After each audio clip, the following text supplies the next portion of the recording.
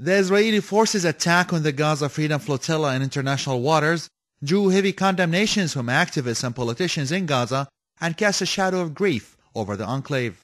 The Turkish ship Mavi Marmara, which was carrying most of the activists, was raided by Israeli commandos in a pre-dawn operation. Around 2000 GMT on Sunday, an Israeli Navy vessel contacted the Turkish ship and asked them to turn back, but our brothers aboard refused to do so. 4 hours later, Israeli Navy commandos stormed the ship and started firing randomly at the unarmed passengers. This resulted in the death of a number of the activists and injury of many more. The ship raised a white flag, but the Israelis kept shooting. Israeli Prime Minister Benjamin Netanyahu, who was in Canada at the time of the raid, expressed his full backing for those involved in the attack.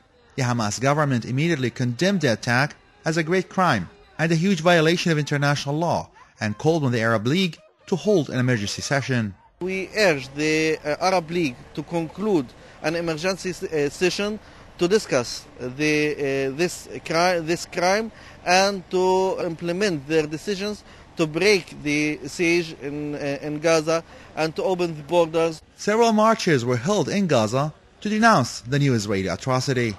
Islamic Jihad movement had this to say. The battle of broke the siege against Gaza is beginning by the blood of those people who killed this morning. Non-governmental organizations have also denounced Israel's aggression on the aid flotilla, demanding an immediate inquiry. We need a real position from all over the world communities to react towards this international war crime which happened in the region, in the international water. Handicapped Gazans who were waiting for the arrival of the flotilla to receive wheelchairs and walking canes went to the fishermen's port in solidarity with the international activists. This lack of simple technical aids that was lost during this Israeli aggression will increase the suffering of the physically handicapped and those who are in need for this simple technical aids. The humanitarian convoy was carrying thousands of tons of supplies and hundreds of politicians, activists and journalists. Sadness, anger and despair are the only words which can describe well the dominant mood in Gaza, whose residents were desperately awaiting the arrival of flotilla, which they consider as a beacon of hope after 3 years of siege. Ashraf, Shannon, PressTV Gaza.